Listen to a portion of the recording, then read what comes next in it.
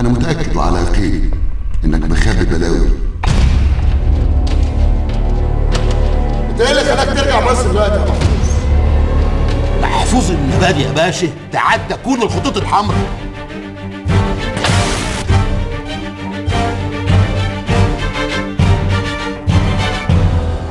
بيني وبين ابو عبد الله ود وصداقه قديمه.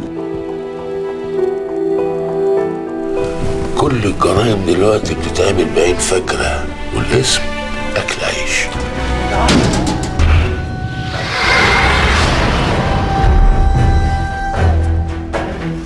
أي حكومة بتبقى من الناس وبتعمل للناس، إلا بلدنا الحكومة بتبقى من الناس وتعمل ضد الناس.